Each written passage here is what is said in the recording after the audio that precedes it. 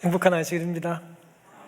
주보에 광고 드린 대로 오늘 오후에 지역 찬양 발표가 있습니다. 아마 이 곡으로 하시려고 그러는 것 같은데요. 하나님께서 귀한 찬양을 받아주실 거라 생각하고 또 시간 되셔서 함께 은혜 나누는 그런 기회를 놓치지 않게 되시기를 바랍니다. 오늘 함께 살펴볼 말씀은 창세기 45장 말씀입니다. 제가 먼저 5절을 봉독하겠습니다. 당신들이 나를 이곳에 팔았으므로 근심하지 마소서, 한탄하지 마소서. 하나님이 생명을 구원하시려고 나를 당신들 앞서 보내셨나이다. 요셉의 이야기죠. 당시 요셉의 나이는 39살이었습니다. 요즘 39살과는 좀 느낌이 다를 것 같아요. 요셉은 이제 39이었는데 이미 총리가 된 지 9년 차였습니다. 총리 9년 차였어요. 경험이 많았겠죠? 요셉이 형들에게 노예로 팔려간 게 애굽에 종으로 머슴살이하고 노예로 팔려간 게 성경은 17이라고 말합니다. 17세 소년이었을 때 이제 팔려갔는데요. 지금 39살이니까 몇 년이 지난 거예요? 39 빼기 17 22년. 맞췄어요. 22년. 긴 시간이죠. 22년이면 짧은 시간이 아닙니다. 집을 떠난 지 22년이 됐어요. 형들을 만나지 못한 지 20년이 지난 것이죠. 그동안 사용하는 말도 달랐고 또 먹는 음식도 달랐겠죠. 그 22년 동안 끝모를 고통과 억울함을 또 참고 견디며, 물론 지난 9년은 그가 총리로 살았습니다마는 그는 10수년을 정말 억울해서 잠을 잘 이루지 못하는 그런 고통 속에 밤잠을 설쳤을 것입니다. 그러다가 우리가 잘 아는 것처럼 바로의 꿈을 감옥에서 해석해 주고 극적으로 신분이 상승이 되죠. 요즘은 상상하기 힘든데 갑자기 감옥에 있던 죄수가 총리가 됐어요. 애굽의 총리로 발탁이 된 것입니다. 그리고 7년간의 풍년이 있고 또 지금 2년간의 이제 흉년이 들어서 한 2년만 흉년이 드니까 애굽 주변에 사람들이 먹을 게 없어요. 여러분 가정에는 쌀이 몇 킬로나 있습니까? 2년치가 없었던 거예요, 사람들이 당시에. 난 쌀 없어도 살아. 그때는 이제 먹을 게 없으니까 저기 애굽에 가면 먹을 게 많다는 소식을 듣고 돈을 잔뜩 싸들고 이제 식량을 사러 온 것이죠. 그렇게 해서 형들을 요셉이 이제 만나게 됩니다.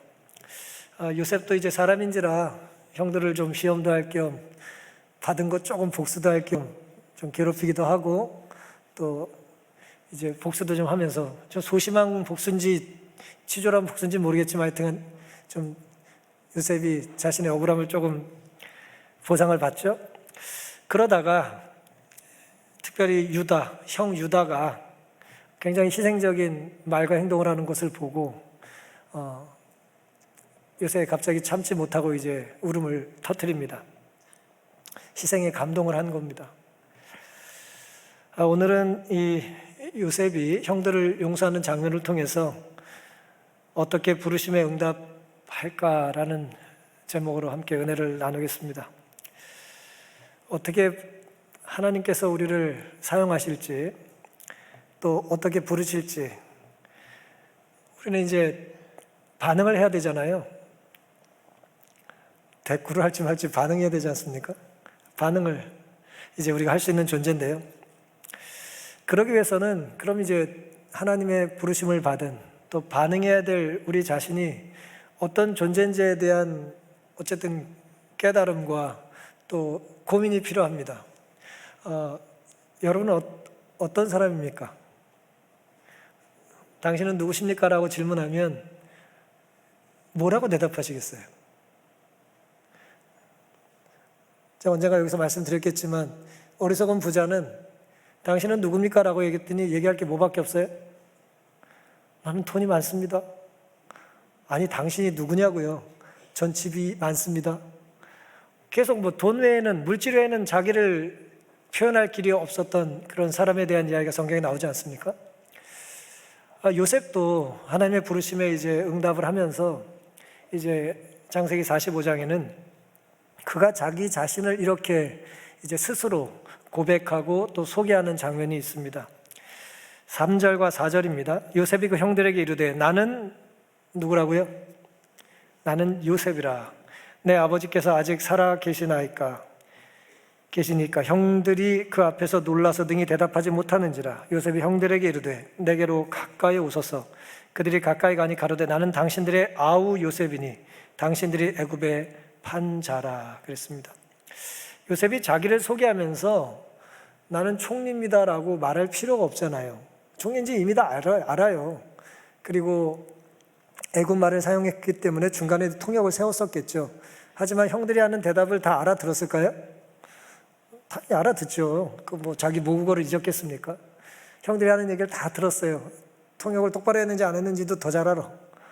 그러다가 이제 자기가 이제 난 요셉이라고 하는 말을 이제 자신의 모국어로 형들에게 한 것입니다.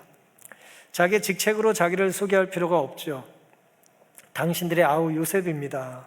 당신들이 애굽에 팔았던 그 동생 요셉 말입니다. 라고 이야기를 하는 것입니다. 총리로 서 있던 요셉이 갑자기 자신의 모든 직분을 다 제하고 이름으로 자기를 밝히는 것입니다. 대개 사람들은 자기를 소개할 때 자기 직업을 얘기하죠. 당신은 누구십니까? 라고 하는 질문을 뭐라고 질문해요? 뭐 하십니까? 뭐 하고 사십니까? 이렇게. 그러니까 우리는 사는 것과 이제 버는 것이 이제 일치된 삶을 사니까 어떻게 사냐? 라는 것. 당신은 누구냐는 말이 무엇을 하면서 먹는 문제를 해결하고 사냐라는 것이 이제 동급이 되어버렸어요. 그래서 나를 소개할 때 언제나 뭘 먼저 얘기해요? 직업을 얘기하는 거죠. 그 다음에 직책을 얘기하는 것입니다. 그리고 그것도 성이 안 차면 나는 똑같은 직업이라 할지라도 나는 강남에 있습니다. 난 똑같은 직책이라고 해도 나는 명문학교입니다. 그렇게 이제 이야기를 하고 싶은 거예요. 나를 소개하는 데 있어서 뭔가 딴 게 필요해. 예? 지휘자인데 우리 단원은 3명입니다. 그럼 폼이 안 나잖아요. 가끔 직접 불러야 되고 말이에요. 우리 많은 걸 좋아하는 거예요. 큰 거를 좋아하죠. 한마디 하면 다 알아들을 수 있는 그런 일을 하기를 원하는 거예요. 무슨 일을 하십니까? 물었더니 열심히 설명했더니 내가 무슨 일을 하는지를 따로 설명을 해줘야 되는 일은 참 곤란합니다. 그런데 요셉은 자기를 소개할 때 자기 이름을 얘기했어요. 직책이라는 것과 이름이라는 건 사실은 같은 것 같지만 사실 같은 것이 아니에요. 가끔 이제 드라마나 TV 같은데 뭘 보면은 진상 고객들이 이제 나오잖아요. 그러면 진상들은 뭐라 그래요? 누구 나오라 그래요?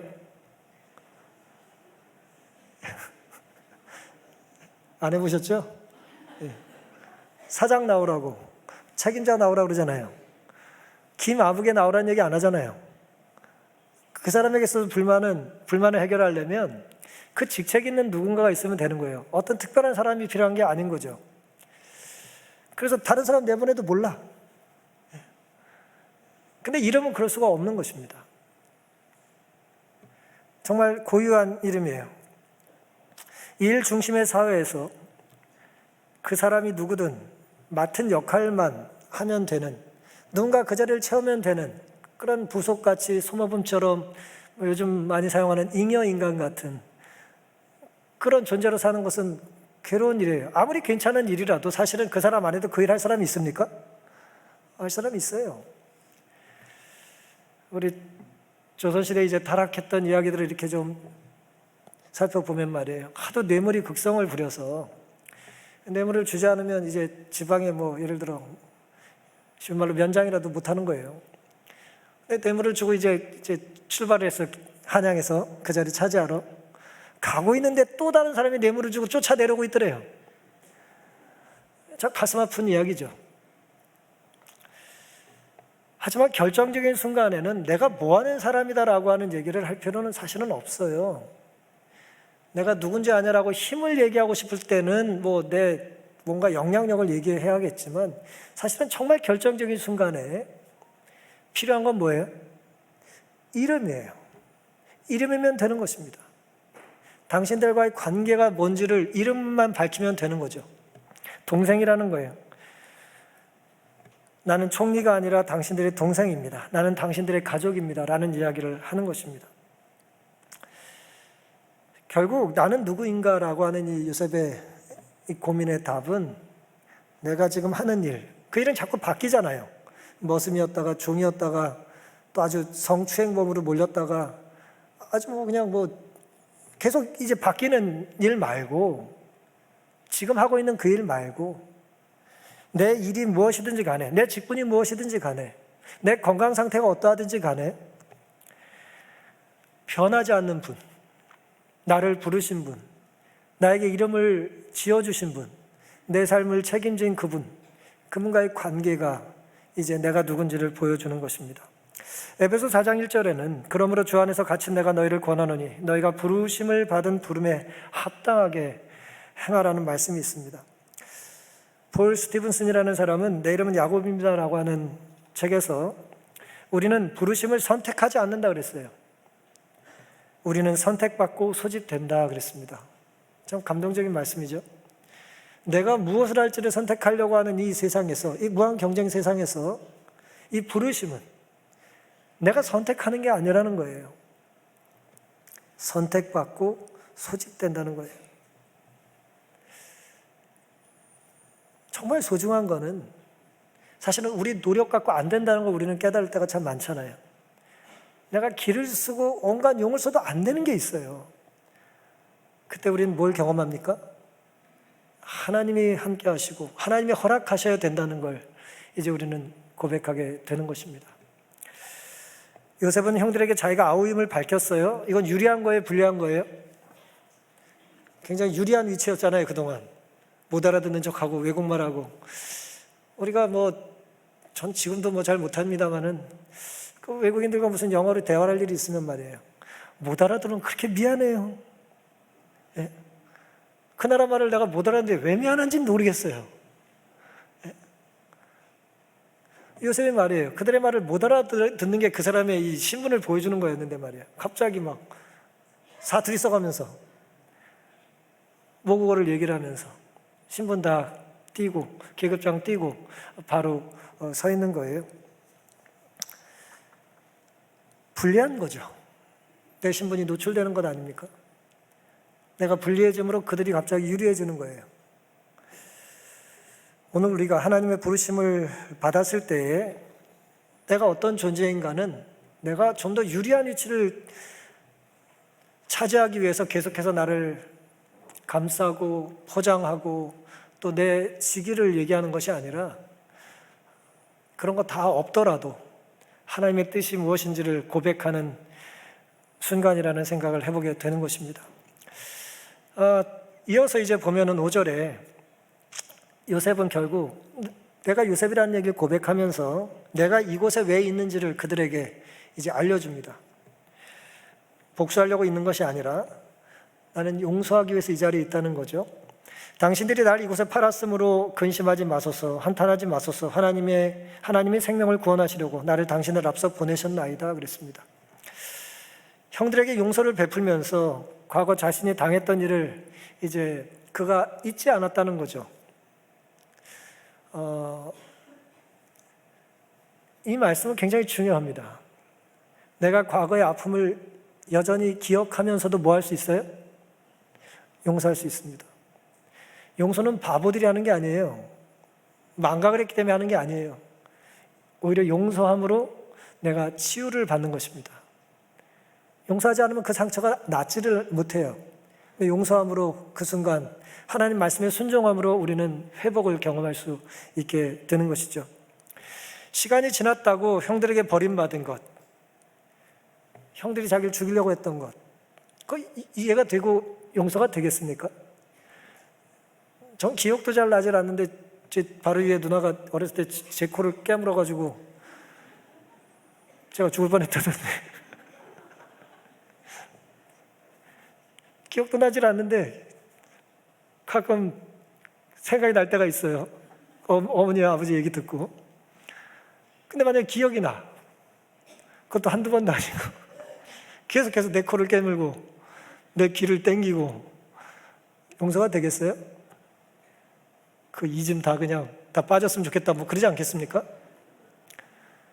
요셉이 말이에요. 몸에 흔적이 있지 않았겠어요?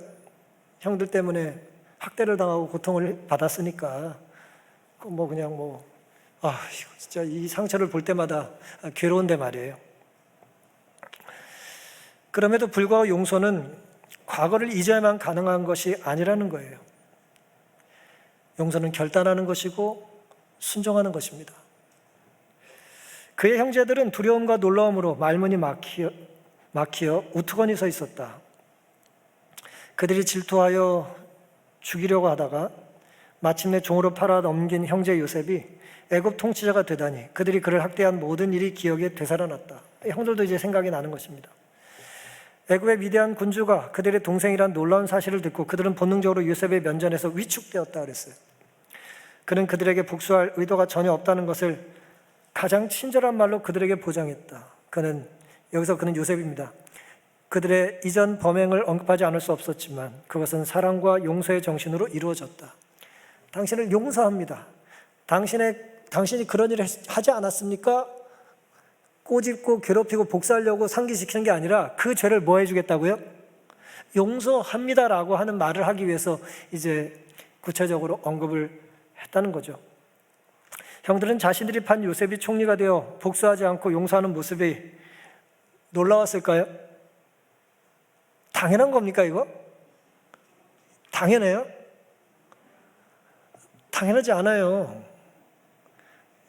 당연한 게 아니에요. 이거는 굉장한 투쟁이 있는 거예요. 내적인 싸움이 있는 거예요. 하나님 말씀과 명령에 순종할까 말까 내 안에서 끊임없는 쟁투가 있는 겁니다. 근데 우리는 너무나 당연하고 쉽게 이제 생각을 하는 거죠. 사실 요셉은 눈짓만 치면 그만이에요. 눈짓 딱 이렇게 하면 여기 아무도 못 앉아 있어요. 뻔히 쳐다보고 계신데 지금 눈짓 하나 딱 주면 눈빛을 마주칠 수 없는 거죠. 예? 그 옛날에는 이제 고관대적들이 지나가고 특별히 임금이 지나가면은 쳐다볼 수 있어요, 없어요? 그 용안을 쳐다볼 수가 없으니까 임금이 어떻게 생겼는지도 몰라요. 내가 임금이라고 해도 알 길이 없어. 임금을 본 적이 있어야 알 거 아닙니까? 요셉이 그런 위치였단 말이에요. 손짓 하나만 하고 눈짓 하나만 해도 그냥 10명 없애는 건 일도 아니죠. 애굽인데 말이에요. 근데 요셉이 그렇게 하지를 않았다는 거죠. 복수할 수 있었지만 용서합니다. 내가 당한 것에 집중하면 피를 보지만 나를 부르신 분에게 집중하면 우리는 눈물을 흘려요. 용서의 눈물입니다.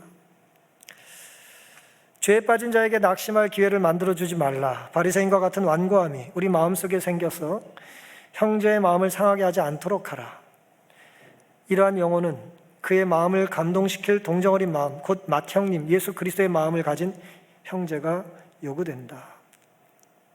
바리새인과 같은 완고함이 우리 마음속에 생겨서 형제의 마음을 상하게 하지 않도록 하라. 여기서 얘기하는 바리새인은 내가 옳은 거예요. 내가 당한 것입니다. 내가 학대받고 내가 속임당하고 내가 이용당한 거예요. 내가 무시당한 것입니다. 하지만 그때 내가 지켜야 될 것은 바리새인 같은 내가 뭘 당했고 내가 뭐 손해받고 그걸 기억하는 것이 아니라 내 안에 누구를 모시라고요? 예수님을 모시고 더 큰 시련과 어려움을 우리 때문에 감당하신 분을 기억하고 복수할 기회를 용서할 기회로 삼으라는 것입니다. 요셉은 바보라서 천성적으로 고통을 못 느끼는 사람입니까? 이 사람은 안 아파요? 요셉은 그냥 구덩이에 빠지고 얻어맞아도 통증을 못 느끼나요? 회복력이 탁월해요? 그냥 찢어졌는데 금방 나요? 그런 것이 아닙니다. 용서는 다 나았기 때문에 하는 것이 아니라 용서함으로 낫게 되는 것입니다. 회복되는 거예요. 자기에게 행한 잔인한 행위로 인해 그들이 이미 충분한 고통을 당했다고 생각하고 그는 숭고하게도 그들의 공포심을 없이 하고 자책의 쓰라림을 덜어주려고 애썼다 그랬어요. 형들은 뭐 마음이 편했겠어요. 또 대화 주고받는 거 보니까 또 철든 사람도 있고 후회하기도 하고 아버지 걱정도 하는 걸 보면서 뭐예요? 형들도 많이 좋아졌구나 라고 생각하는 거예요. 그들의 변한 모습을 칭찬해 주는 거죠. 근데 우리는 어떻게 생각합니까? 아직도 멀었다, 부족하다, 그렇게 보는 거예요. 용서할 마음이 없으면 누구도 만족시켜 줄 수 없습니다. 하지만 내가 용서할 마음이 생기면 어때요? 조금의 변화와 몸독작도 뭐예요? 기쁜 거예요. 됐다, 그렇게 생각하는 것입니다. 사랑하는 성도 여러분, 지금까지 살아오면서 우리는 어떤 상처를 받고 어떤 상처를 혹 입히셨습니까? 우리의 삶은 가해와 피해가 공존하잖아요. 일방적으로 당하기만 하진 않거든요. 우리는 상처를 또 주기도 해요. 요셉은 그 어떤 상처라도 복수로는 완치될 수 없다는 것을 우리에게 보여줍니다. 죄에 빠진 자를 낙담케 하지 말고 주님 마음을 품고 사랑의 손길을 요셉처럼 내밀 수 있기를 간절히 바랍니다. 하나님께서 우리에게 주신 선물은 용서를 베풀고 관계를 회복하라고 주신 겁니다. 요셉이 만약 총리의 권한으로 복수를 했더라면 이스라엘의 12지파가 어떻게 됐을까요? 없어요. 요셉의 두 아들만 살아가지고 그냥 두 지파로 나왔을지도 모르죠. 없어요. 이스라엘이 사라진다니까요. 그럼 계시록도 없어지고 뭐 이상해. 뭐 없어질 게 많아요. 제자도 뭐 12제자 아니고 2제자만 뽑으셨을지도 모르겠어요. 한 사람의 선택이, 한 사람의 용서가, 한 사람의 그리스도를 따르고자 결심한 마음이 이 구속사에 있어서 얼마나 위대한 일을 행했는지를 우리는 볼 수가 있는 것입니다. 성령의 감동이 임하지 않는 사람은 아무도 없어요. 이 자리에 앉아 계신다라고 하는 것은 비록 제 설교가 좀 부족해서 조금 주무시는 분도 계시지만 앉아 계신 것만이라도 이미 내 안에 뭐가 있는 거예요? 누가 계신 거예요? 성령이 계신 겁니다. 그리고 이곳에 계시지 않더라도 안식일을 기억하는 그 모습 자체에 우리는 성령의 감동을 받고 있는 거예요. 그러니 성령께서 감동하시고 역사하실 때 우리가 반응함으로 이룰 수 있는 위대한 일이 있습니다.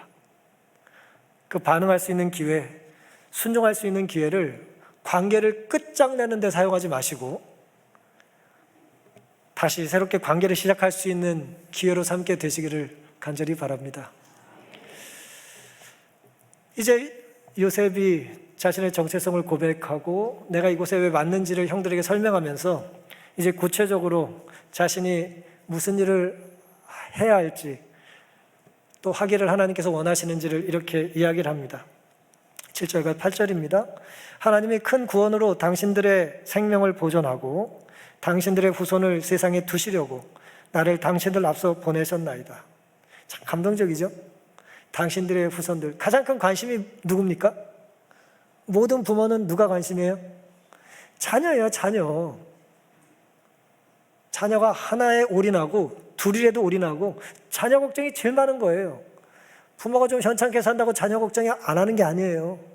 다 우리는 자녀 걱정을 하고 살잖아요.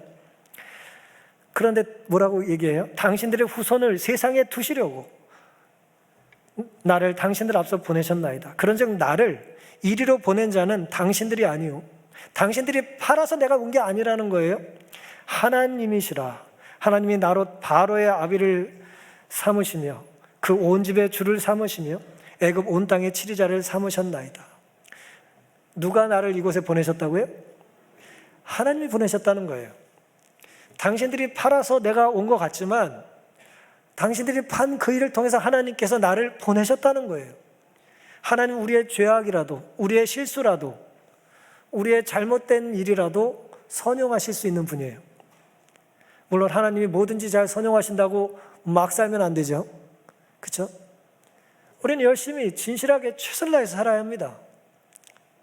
하지만 우리가 때로 그렇게 살지 못했어도 우리의 실수와 실패를 통해서도 하나님은 우리의 삶을 아름답게 변화시켜 주실 수 있는 그런 분이라는 거예요.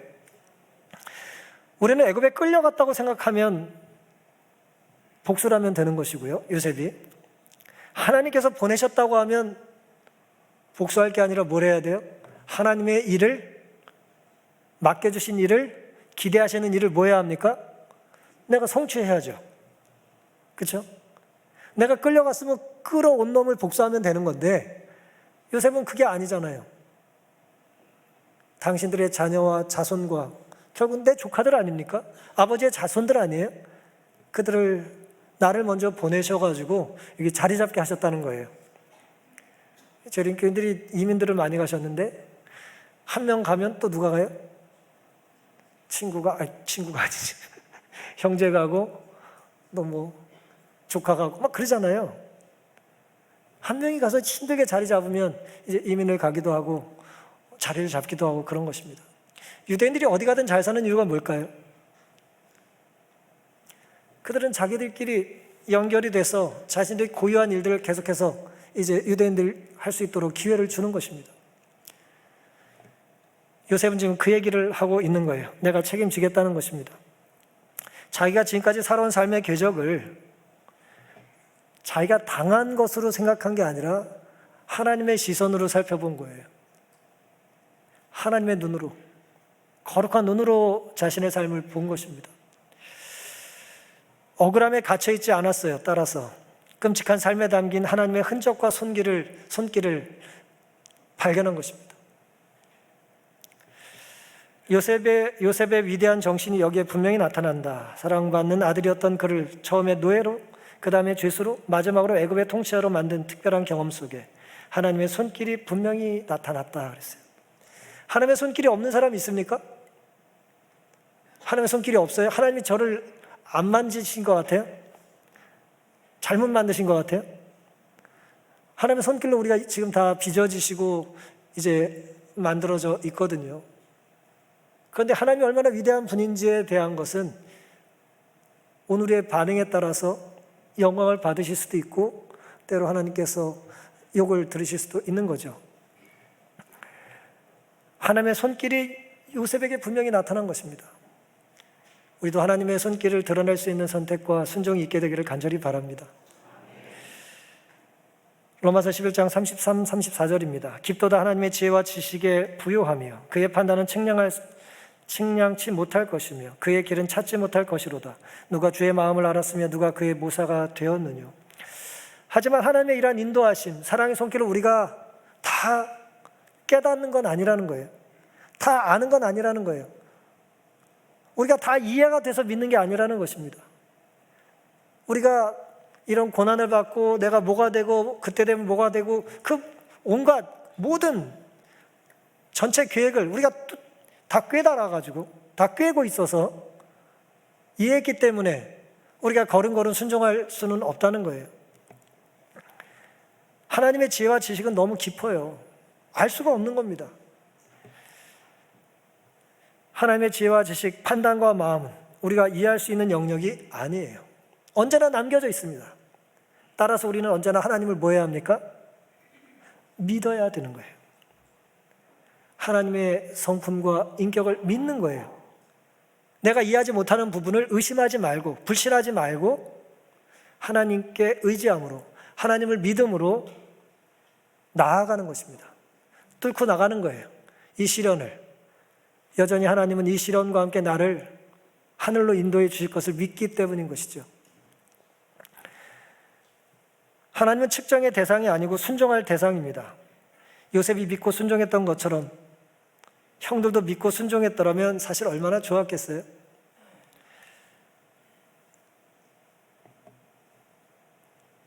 놀랍게도 창세기 50장에 보면요, 야곱이 이제 130세에 이제 요셉을 만나러 가잖아요. 바로 앞에 서지 않습니까? 근데 야곱이 147살에 죽어요. 그 얘기는 애굽에서 17년쯤 더 살다 죽었다 그런 얘기입니다. 근데 아버지가 돌아가시자 형들이 요셉에게 이제 전가를 보냅니다. 슬픈 이야기예요. 창세기 50장 17절. 너희는 이같이 요셉에게 이르라. 너의 형들이 내게 악을 행하였을지라도 이제 바라건대 그 허물과 죄를 용서하라 하셨다 하라 하셨다니 당신의 아버지의 하나님의 종들의 죄를 이제 용서하소서 하며 요셉이 그 말을 들을 때 울었더라. 형들이 직접 동생에게 나가지도 못하고 이 전가를 보내가지고 사실 아버지가 살아계실 때 우리들의 죄를 용서해 주라는 얘기를 유언했다는 거예요. 그 얘기를 왜 전달해 주겠어요? 이제 아버지가 돌아가셨으니까 요셉이 우리를 죽일 수도 있다는 두려움이 있었던 거예요. 그 얘기를 들으니까 요셉이 어때요? 피눈물이 나는 거예요. 내가 17년 전에 용서를 했는데 지금 뭐 하고 있어요? 그 용서를 누리질 못한 거예요. 계속 눈치 보고 산 겁니다. 18절, 그 형들이 또 친히 와서 전가를 보낸 다음에 이제 또 찾아와요. 요셉의 앞에 엎드려 가로되 우리는 당신의 종이니이다. 뭐 탕자 생각 안 나요? 아버지의 종으로 내가 살겠다고. 요셉이 그들에게 이르되 두려워 마소서 내가 하나님을 대신하리이까. 이게 굉장히 이제 뭐 담담하게 기록해 있지만 정말 통곡하며 얘기했을 거예요. 내가 하나님을 대신합니까? 당신들은 나를 해하려 하였으나 하나님은 그것을 선으로 바꾸사 오늘과 같이 만민의 생명을 구원하게 하시려 하셨나니 당신들은 두려워 마소서. 한 번 더 언급해요. 내가 당신들과 당신들의 자녀를 뭐 하라고요? 뭐 하겠다고? 기르겠다고 간곡히 위로했다 그랬어요. 우리도 살다 보면 했던 얘기 또 하고 했던 얘기 또 할 때 있습니까? 그렇죠? 용서해 줬는데 또 용서해 달라고 하면 어때요? 한 번만 더 하면 용서 안 해? 뭐 이렇게. 그럴 때 얼마나 많아요. 예? 확인하고 싶은 거예요. 우리의 영적인 수준으로 하나님께 사랑을 확인받고 싶은 겁니다. 하나님이 하실 수 있는 게 뭐밖에 없어요? 울 수밖에 없는 거예요. 왜 나를 못 믿냐? 왜 내 용서를 누리지 못하냐? 왜 내 사랑을 의심하냐? 내가 너를 초대한 것을 왜 믿지 못하냐? 잔뜩 음식 차려놓고 오라 그랬더니 도시락 싸갖고 오는 사람들은 뭐예요 도대체? 예? 왜 믿지 못하냐? 왜? 항상 준비를 하고 살아야 되는데. 사랑하는 성도 여러분, 형들에게 이미 내가 당신의 자녀들, 나의 조카들을 책임져 주겠다는 약속을 17년 전에 분명히 하지 않았습니까? 그걸 누리지 못한 거예요. 다시 울면서 위로했습니다. 누구도 하나님을 대신할 수 없습니다. 이 이야기는 용서를 하는 것은 하나님께서 나에게 명령하신 것이기 때문에 내가 할 수 있는 선택의 여지가 있다 없다? 없는 거예요. 용서는 할 수도 있고 안 할 수도 있는 게 아니라 하나님께서 하라고 하신 것이기 때문에 우리는 안 하면 내가 하나님 자리를 대신하는 거예요. 때로 우리가 살다 보면 참 용서가 어렵고 힘들 때가 있을 겁니다. 내가 친 사고가 너무 커서 용서받기 힘든다고 느낄 수도 있고 내가 받은 상처가 너무 크기 때문에 용서를 못하겠다고 할 수도 있습니다. 하지만 오늘 요셉은 우리에게 용서는 내가 할 수 있는 선택이 아니라 하나님께서 나를 구원해 주신 구원의 은혜에 대한 우리에게 추가로 하시는 명령이라는 것을 기억하시고 하나님 명령에는 아니요가 아니라 제가 순종하겠습니다라고 하는 답만이 정답이라는 것을 기억하며 다짐하며 살게 되시기를 간절히 바랍니다. 거꾸로 본 성경 이야기라고 하는 책에서 이제 폴 홀머라고 하는 제 박사의 이야기가 좀 기록되어 있습니다. 이분은 예일대학교의 뛰어난 철학자이자 신학 교수였는데요. 이분에 대한 설명을 좀 보면 그 책엔 이렇게 기록되어 있습니다. 그는 매우 존경받는 학자로서 여러 개의 학위를 가지고 있었다. 여기서 얘기하는 학위는 이제 박사 정도는 되는 거겠죠. 우수한 대학에서 박사학위를 받았고 미국과 기타 해외에 있는 여러 유수한 기관에서 명예학위를 받았으며 명예학위라는 게 저는 받아볼 일도 없습니다만은 주세에서 그래서 받는 거예요? 아니죠. 제발 우리 학교에서 수여하는 이 학위 좀 받아주시면 우리 학교가 영광스럽겠습니다라고 하면서 주는 거잖아요. 제가 잘못 알고 있나요? 그런 학위를 서로 주고 싶어가지고 이제 줄을 서는 만큼 그런 대단한 분이라는 거예요. 미국과 영국을 돌아다니며 여러 곳에서 강연을 했고요. 여러 권의 중요한 책을 썼고 전문지에 기고도 하는 학자이고 한마디로 학자 중에 학자라는 거예요. 그런데 어느 날 대학원생 제자가 이 홀머 박사에게 이런 도발적인 질문을 했습니다. 왜 교수님은 하나님을 믿게 되셨습니까? 라고 질문을 했습니다. 매우 탁월한 지성과 이 영성을 가지고 있는 그런 사람이었으니까 매우 지적인 대답이 나올 거라고 기대를 했겠죠. 당연히 그러지 않았겠어요? 그런데 이분이 이렇게 이야기를 하는 거예요. 우리 어머니가 믿어야 한다고 말씀하셨어요. 제가 오래전에 이 책을 읽고 그 처음 받았던 인상이 아직도 제가 그 감동이 남아있어요. 그 뛰어난 학자가 하나님을 믿는 이유를 뭐라고 대답했다고요? 우리 엄마가 믿으라고 했다고.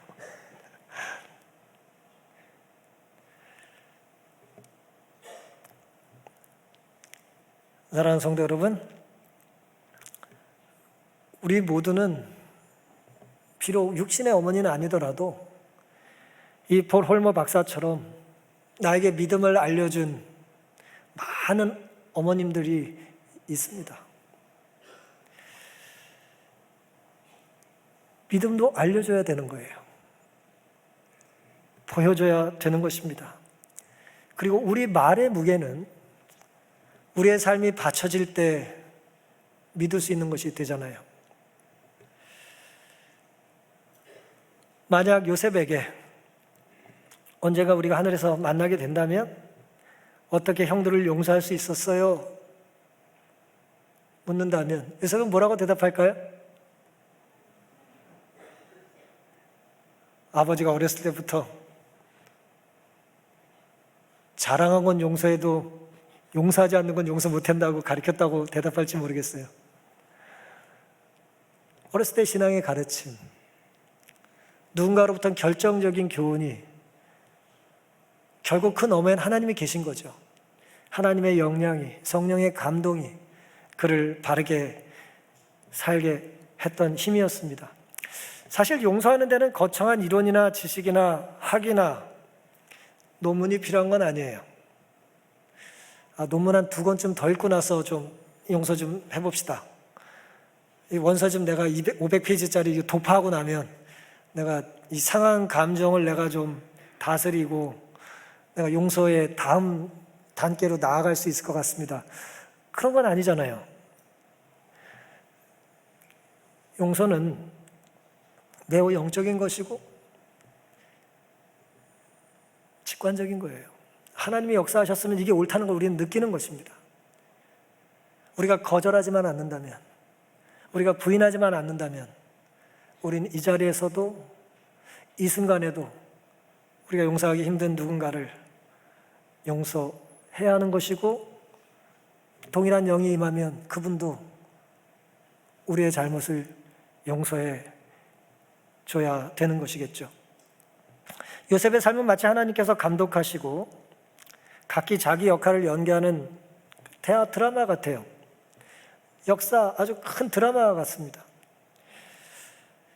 아버지로부터 편애받은 요셉, 형제들에게 미움을 받고 살인 고모를 꾸미는 형들, 마침 지나가던 상인들, 보디발 아내의 유혹, 옥중에서 만난 술과 떡 맡은 관원들의 꿈, 바로와 그 꿈의 해석, 엄청난 이벤트들이 계속해서 사건들이 일어났습니다. 등장인물이 중간중간 좀 바뀌기도 하지만 요셉의 삶을 관통해서 하나님께서 이끌어 가시는 이 교훈은 바뀌지 않았던 것입니다. 등장인물들이 각기 자기 역할에 충실했고요. 하나님은 하나님이 마련하신 무대에서 정해 두신 시간에 그들은 벗어나지 않았습니다. 사실 어디까지가 하나님의 뜻이고 어디부터가 인간의 의지인지가 좀 헷갈려요. 막 섞여 있고 아닌 것 같고 막 그러잖아요. 우리는 우리가 하는 일의 의미를 다 알고 사는 건 아니에요. 모든 걸 다 알고 우리 배역을 감당하고 있는 것은 아닙니다. 우리 인생을 삶이라는 드라마라고 생각하면 우리 각자는 하나님과의 관계 속에서 연기하는 배우 같은 존재들입니다.